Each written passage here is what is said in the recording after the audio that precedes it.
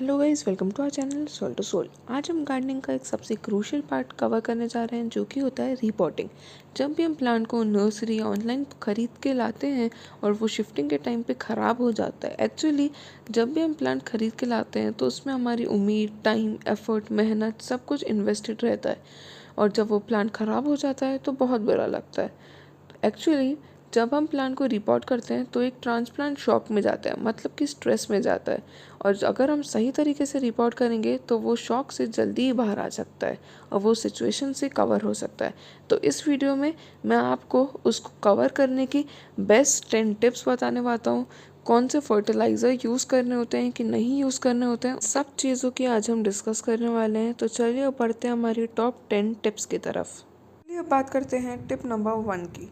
जो भी आप नया प्लांट लाए हैं नर्सरी या ऑनलाइन परचेस करके, अगर वो हल्का सा भी सूखा हो तो आप इसे वाटर अप कर दीजिएगा। अगर गीला हो तो इस प्रोसेस को अवॉइड करिएगा। टिप नंबर 2, जो भी आप नया प्लांट लाए हैं इसे इमीडिएटली रिपोर्ट मत करिएगा। 3 से 4 दिन के बाद ही रिपोर्ट करिएगा, ताकि वो थोड़ा बहुत इन्वायरमेंट फ्रेंडली भी हो सके। टिप नंबर 3, जो भी आप नया प्लांट लाए हैं इसे बाकी प्लांट से थोड़ा दूर ही रखिएगा, ताकि जो भी उस प्लांट में डिसीज़ या कीड़ा हो अगर, तो वो दूसरे प्लांट को इफेक्ट ना कर सके। और इस प्लांट को आप 2 दिन तक इनडायरेक्ट सनलाइट में ही रखेगा। टिप नंबर 4, अब जब आपने इसको 2 दिन तक इनडायरेक्ट सनलाइट में रखा है तो अब आप इसे अगले 2 दिन तक डायरेक्ट सनलाइट में रख सकते हैं। बट ध्यान दीजिएगा कि आपको इसको सिर्फ दिन के 2 से 3 घंटे ही धूप दिखाना है।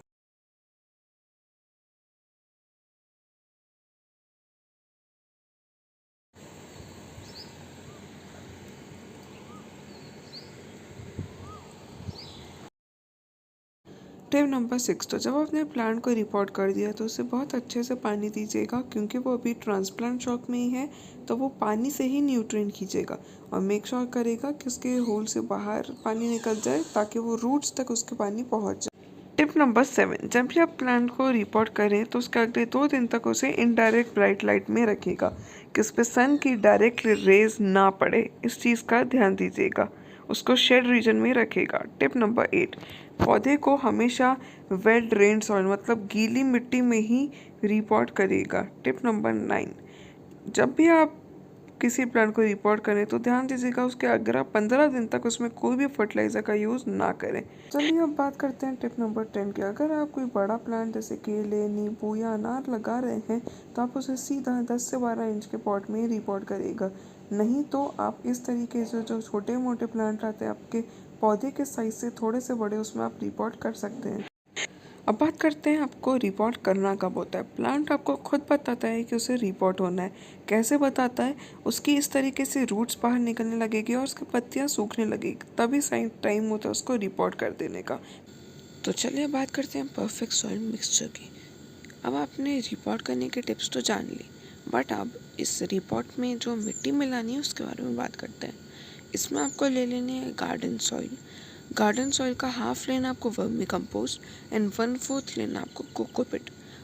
आप चाहें तो इसमें कोई फंजीसाइड या सैंड भी मिला सकते हैं। अब इसको आपको मिक्स करते टाइम इसके बिग जो पीसेस आ रहे हैं उनको आपको ब्रेक कर देना है और फिर इसको मैनुअली मिक्स कर देना है। तो ये आपकी परफेक्ट सॉइल बन चुकी है आपके पॉट के लिए। बात करते हैं इस पॉट की। अब जो भी आप पॉट लें उसमें ध्यान दीजिएगा कि होल ज़रूर होने चाहिए, ताकि एयर का सर्कुलेशन अंदर बाहर हो सके। और वो होल में आप कोई पेपर, कोई दिया का पीस, थर्माकोल या कुछ भी इस तरीके से रख सकते हैं जिससे पानी और एयर पास हो सके। अब सबसे पहले आपको नीचे की एक लेयर कोकोपीट से कवर करनी है और फिर उसके बाद आपको ये मिट्टी डाल देनी है। एक बात ध्यान दीजिएगा कि आप प्लांट को कभी भी पहले मत खोलिए, पहले मिट्टी तैयार करिएगा फिर प्लांट को खोलिएगा। अब जब आपने प्लांट को खोल दिया तो ध्यान दीजिएगा कि उसकी ऊपर की और नीचे की हल्की हल्की से हमें मिट्टी निकाल देनी है। यह आपके प्लांट को और अच्छी ग्रोथ देता है। और फिर हमें वापस इस तरीके से इसको ऊपर से मिट्टी डाल करके इसको सीधे अरेंज कर देना है। ध्यान दीजिएगा कि आपका प्लांट जो है वो पॉट में सीधा अरेंज हो, ये बहुत मेन चीज़ होती है। नहीं तो प्लांट जो है वो हल्का सा टिल्टेड हो जाता है इस टाइम पे, और इसकी सारी रूट्स या स्टेम्स जो होती हैं वो रूट्स नहीं मतलब स्टेम्स जो होती हैं वो बाहर ही हो। और फिर आपको इसे इमिडिएटली वाटर अप कर देना है, क्योंकि अभी ये प्लांट अभी शॉक में था, तो अभी ये पानी से ही न्यूट्रिएंट्स खींचेगा। तो चलिए अब बात करते हैं सेकेंड टाइप की।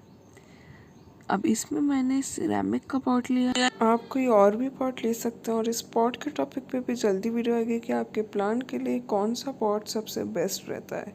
तो चलिए वापस आ जाते हैं वीडियो पे। तो इसमें भी आपको सेम कंपोजिशन में आपके पॉट की साइज़ के हिसाब से इस तरीके से मिट्टी आपको ले लेनी है। गार्डन सॉइल, वर्मी कंपोस्ट और कोकोवेट। मैंने यहाँ पे वर्मी कंपोस्ट थोड़ा कम मिलाया था, मैंने बाद में ऐड ऑन कर दिया था, आप भी कर दीजिएगा। फिर हमें फिर से वही प्रोसेस करनी है कि बिग प्रेस पीसेस को ब्रेक कर देना है और इसको अच्छी तरीके से मिक्स कर देना है। अभी हमारी परफेक्ट सॉइल मिक्सचर हो चुकी है पॉट के लिए। पॉट में फिर से हम वही प्रोसेस करेंगे कि सबसे पहले नीचे की जो लेयर होती है उसमें एक पहले तो अपना पत्थर या पेपर जो भी आप चाहे वो रख देंगे। फिर एक कोकोपीट की लेयर बनाएंगे ताकि ये मिट्टी को ढीला कर सके और मिट्टी और भी ज़्यादा अच्छी हो सके और पौधा उसे यूटिलाइज कर सके। तो अब ये हम जो भी अपन ने सॉइल का मिक्सचर बनाया था इसको हमने इसके अंदर डाल दिया है। फिर आपको वही सेम प्रोसेस करनी है, पर एक पॉइंट ध्यान दीजिएगा कि पहले आपको सॉइल बनानी है और फिर ही आपको प्लांट खोलना है। ऐसा मत करिएगा कि पहले प्लांट खोल के रख दिया और फिर सॉइल बना रहे हैं। नहीं, ऐसा नहीं करना है। और पहले आपको सॉइल बनानी है और फिर प्लांट निकालना है। प्लांट निकालने के बाद ये भी ध्यान दीजिएगा कि ऊपर की और नीचे की हल्की सी आपको इसकी मिट्टी हटा देनी है और फिर इसको सीधा पकड़ के आप करना चाहें या उसको सीधा धंसा दें और फिर इसको आप ऊपर से मिट्टी विट्टी डालें और पूरा इसको स्टेबल कर दीजिए। और फिर ध्यान दीजिएगा कि ये सीधा ही खड़ा होना चाहिए। फिर इस पर पानी डालें, क्योंकि अभी ट्रांसप्लांट शॉक में है तो ये पानी से ही सारे न्यूट्रिएंट्स एब्जॉर्ब करेगा। ध्यान दीजिएगा कि इसकी जड़ों तक पानी पहुँचे और नीचे जो होल है उससे पानी निकलना चालू हो जाए। कुछ इस तरीके से आप देखिएगा। और अगर आप ये सारी टिप्स एंड ट्रिक्स को फॉलो करेंगे तो आपका प्लांट जल्दी ही ट्रांसप्लांट शॉक से भी बाहर निकलेगा और ये बेस्ट तरीके से रिपोर्ट होगा। तो चलिए हम बोनस टिप की बात करते हैं। जैसे भी गर्मी का टाइम चल रहा है तो आपको आपके प्लांट्स को कोई भी केमिकल फर्टिलाइज़र नहीं देना है। इसकी जगह पे आपको एक कंपोस्ट का यूज़ कर सकते हैं। मैंने यहाँ पे वर्मी कंपोस्ट को एक दिन पानी में भिगो दिया था और फिर इसको यूज़ करा था। ये बहुत ज़्यादा इफेक्टिव था, आप भी इसे ट्राई कर सकते हैं। तो ऐसी और वीडियोस के लिए हमारे चैनल सोल टू सोल को ज़रूर लाइक और सब्सक्राइब कीजिएगा। Thanks for watching.